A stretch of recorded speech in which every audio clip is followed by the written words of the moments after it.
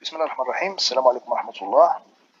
Et voilà, je suis ravi d'être parmi vous aujourd'hui pour aborder un sujet d'une importance cruciale, un sujet qui concerne le cadre juridique qui définit les principales orientations de la protection de l'environnement et du développement durable au Maroc. C'est la loi 99-12 portant charte nationale de l'environnement et du développement durable. Un texte qui coiffe et chapeaute l'arsenal juridique national en matière de l'environnement. Pour plan de présentation, tout d'abord, je vais statuer sur le contexte environnemental au Maroc. Ensuite, je passe à présenter le cadre juridique national en matière de l'environnement, les engagements internationaux du Maroc, les fondements et références de la loi 4, et enfin, la présentation des dispositions de la loi 4 99-12. Tout d'abord pour le contexte environnemental au Maroc, en bref pour les caractéristiques écologiques du pays. Le Maroc il est imprégné d'une grande richesse et diversité. Notre pays se localise au nord-ouest de l'Afrique, avec des longues côtes sur l'Atlantique et la Méditerranée, et avec une position très privilégiée. Les montagnes, avec 4 grands massifs, occupent plus de un tiers de la superficie du pays. Les forêts s'étendent sur 13,5% du territoire national, équivalent de 9 600 000 hectares. Une grande diversité dans le bioclimat et la topographie. Les précipitations sont à une normale climatologique aux environs de 100 mm. Ces dernières années, elles tendent vers moins de 40 mm. Une biodiversité omniprésente.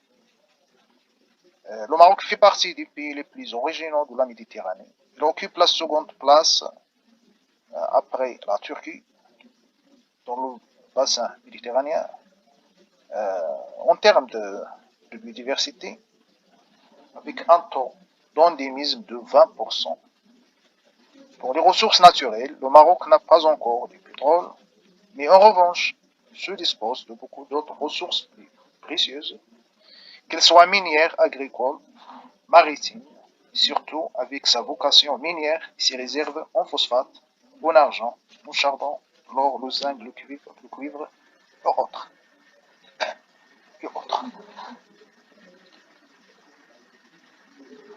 Pour les défis écologiques, on cite ici les défis de la sécheresse, du stress hydrique, de la désertification, les effets du déboisement, la dégradation de la biodiversité. Et cette situation s'aggrave de plus en plus avec les premières manifestations des changements climatiques, qui se matérialisent par, premièrement, l'augmentation de la température moyenne, deuxièmement, la perturbation du régime de précipitation.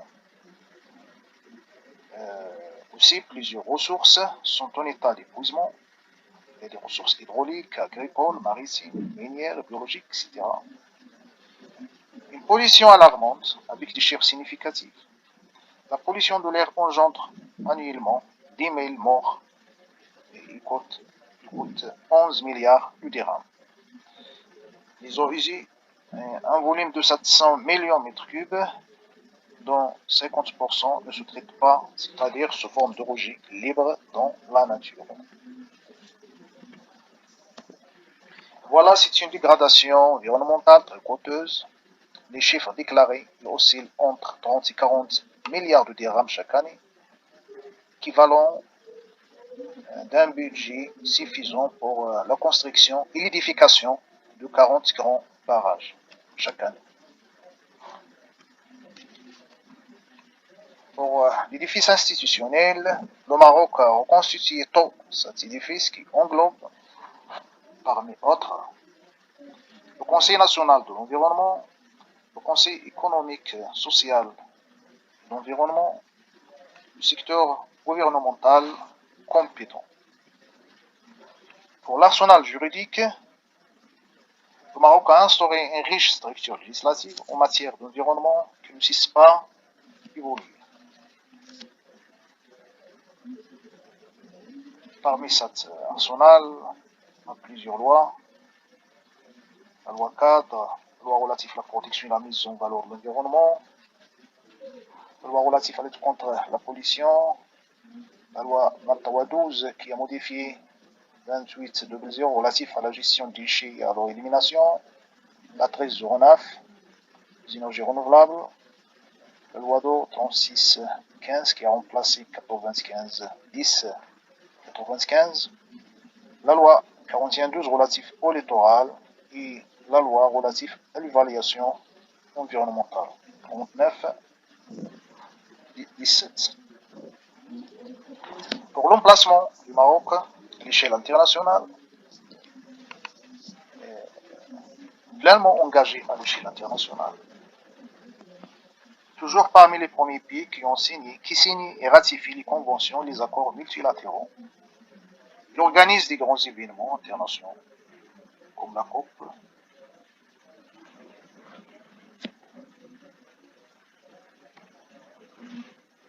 de la loi 4, je statue au-dessus sur la suprême loi du pays qui est la Constitution de 2011, qui dans son article 31, il reconnaît le droit à un environnement sain.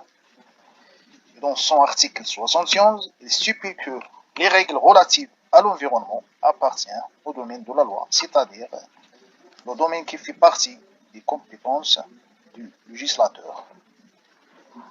En relation avec les engagements internationaux du Maroc, la loi 4 permet à notre pays de se conformer aux exigences et aux normes et aux dispositions des accords multilatéraux signés et ratifiés par le Maroc. Je cite ici, en titre d'exemple, la déclaration de Rio 92, la Convention du changement climatique, de la biodiversité, de la lutte contre la désertification.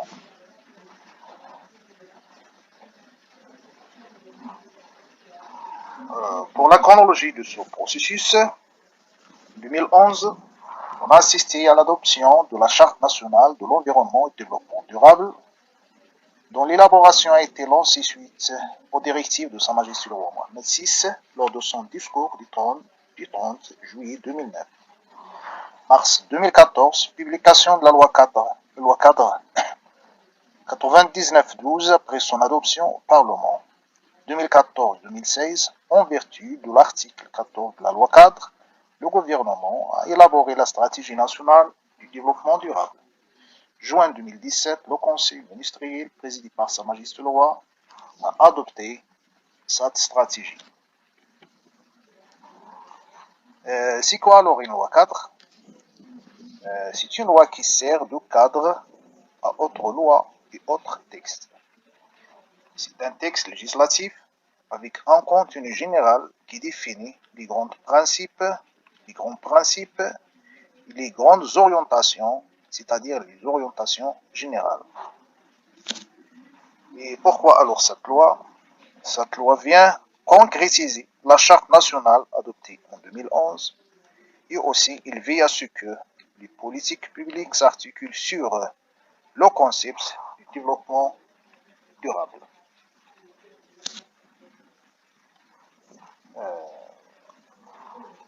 Le concept du développement durable, c'est un concept défini en 1987 par Commission Brundtland comme étant un développement qui répond aux besoins des présents sans compromettre la capacité des générations futures à répondre aux leurs. Voilà ici, le durable, c'est le domaine d'interpénétration entre les trois sphères, l'économique, le social et l'écologique, et qui sont interdépendants. Comme on peut décrire aussi trois autres domaines, celui du viable, c'est l'intersection, bien l'interpénétration entre l'économique et l'écologique, le vivable entre le social et l'écologique, l'équitable entre le social et l'économique. Pour la structure et les dispositions de la loi cadre 99-12, voilà, c'est un texte de 35 articles dispatchés en 6 titres. Le premier, objectif, principe, droit et devoir, 5 articles. Le deuxième titre, la protection de l'environnement, 3 articles. Le troisième, le développement durable, des articles. Le quatrième concerne les différents engagements des différentes parties, 5 articles. Le cinquième concerne la gouvernance environnementale avec des articles. Le sixième, les règles de responsabilité et de contrôle environnementaux avec 2 articles. Pour les objectifs de cette loi, notre loi cadre vient fixer et déclarer les objectifs de l'État marocain en matière de l'environnement. Tout d'abord, renforcer la protection de l'environnement, intégrer le concept de développement durable dans les politiques publiques, se conformer aux normes et aux conventions internationales, renforcer les mesures d'atténuation et d'adaptation. Je note bien que l'atténuation, c'est l'action de limiter les incidences. L'adaptation, c'est la capacité de rester fonctionnel dans de nouvelles conditions. Ensuite, notre objectif, c'est de lancer des réformes dans ce domaine, définir les engagements de toutes les parties et établir un régime de responsabilité environnementale. Pour les principes de cette loi, il découle des grands principes du droit de l'environnement international, tels que les principes de prévention, de précaution, le principe du pollueur-payeur, les principes qui sont évolués pendant la deuxième moitié, surtout pendant la deuxième moitié du XXe siècle. Ces principes ont adopté au début l'approche curative, ensuite il vient l'approche préventive, en arrivant actuellement à l'approche d'anticipation. Les principes recommandés par la loi doivent servir comme des éléments de cadrage à respecter lors de l'élaboration et de la mise en œuvre des politiques, des stratégies, des programmes et des plans d'action. Ici, des petites définitions pour différencier entre les politiques publiques, les programmes, les plans de développement, les schémas de développement. Je passe.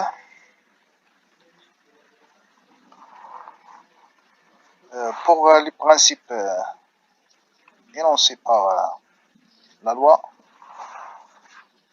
tout d'abord le principe d'intégration, le principe de territorialité, le principe de solidarité, de précaution, de prévention, de responsabilité, de participation.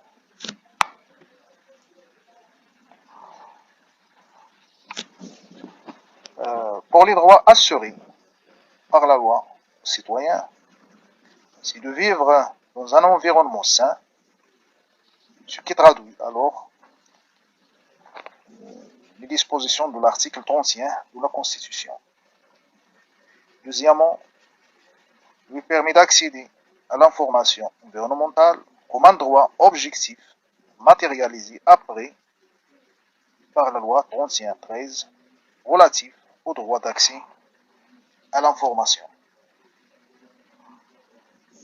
On note bien l'importance de l'information environnementale décline de son attachement direct à la santé et aux conditions salubres de vie.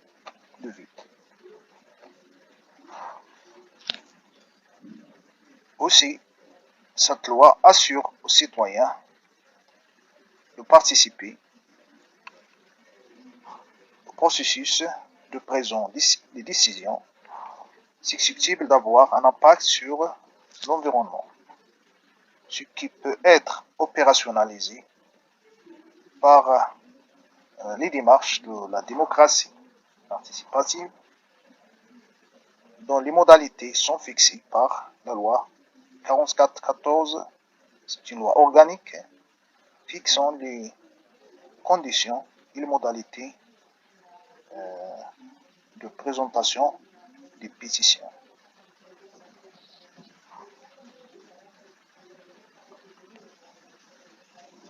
Pour les devoirs incités par la loi, voilà, toute personne physique ou morale, publique ou privée, doit s'abstenir, c'est-à-dire s'interdire de porter atteinte à l'environnement et contribuer aux efforts individuels et collectifs pour la protection de cet environnement. Donc, récap, je peux dire que tout le monde, sans exception, et toutes les institutions sont concernées par cette loi. Pour la protection de l'environnement, la raison émise par la loi, bien énoncée par la loi, pour exiger et rendre obligatoire la participation de tout le monde à la préservation de l'environnement, il découle du fait que les écosystèmes, les réserves, les ressources, les patrimoines sont des biens communs à la nation.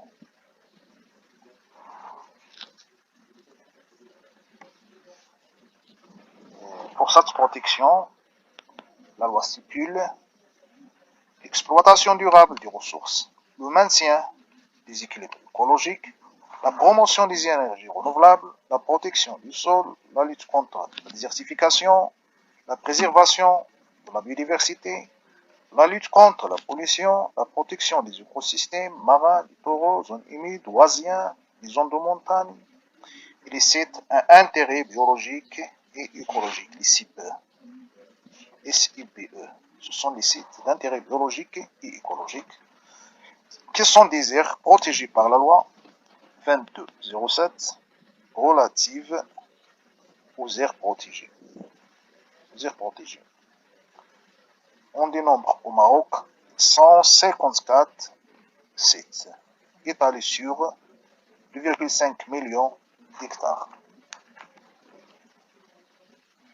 Pour la prévention de la pollution et des nuisances, la loi stipule la restauration des mesures législatives et réglementaires adéquates qui sont relatives aux activités insalubres qui se passent dans de mauvaises conditions, aux produits dangereux, aux différentes nuisances, aux déchets, aux risques, aux études d'impact. Dans ce dernier cas, un nouveau cadre juridique vient s'installer, c'est la loi 49-18 relative à l'évaluation environnementale et qui substitue l'ancien texte 203 relatif à l'étude d'impact. La loi adopte l'approche du développement durable comme une démarche de développement, comme une valeur fondamentale à intégrer dans toutes les activités. Dans ce cadre, le gouvernement est appelé à adopter une stratégie de développement durable. Voilà, chose qui est faite en 2017. Et que toutes les institutions, qu'elles soient l'État, les collectivités, les établissements publics, etc., veillent à intégrer les mesures inspirées du développement durable. La loi exige que la stratégie nationale de développement durable s'appuie sur les dispositions de cette même loi.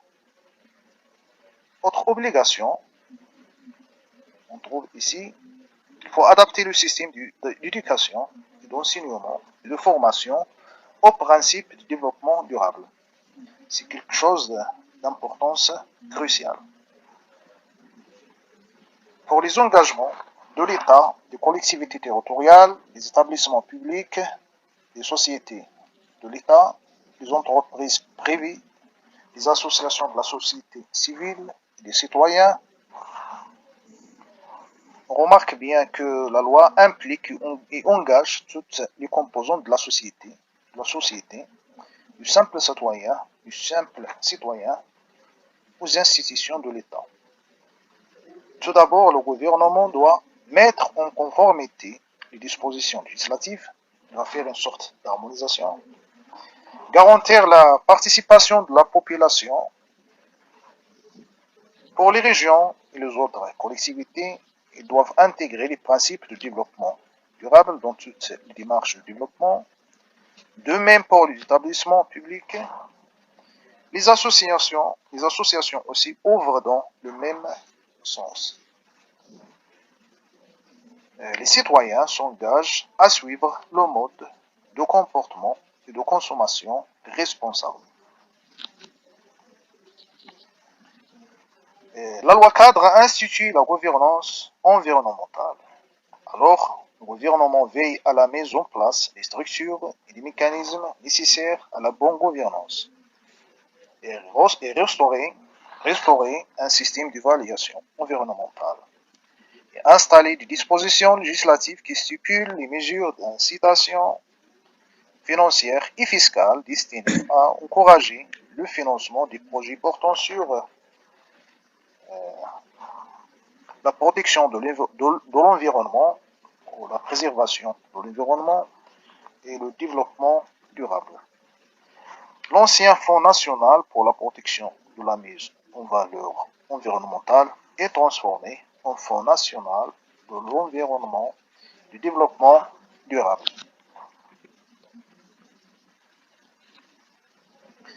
Instituer un système de fiscalité environnementale avec des taxes écologiques, des redevances imposées aux activités polluantes et consommatrices de ressources. Et installer aussi un système d'écolabel. Les initiatives et les actions de volontariat en faveur de l'environnement sont soutenues par l'État.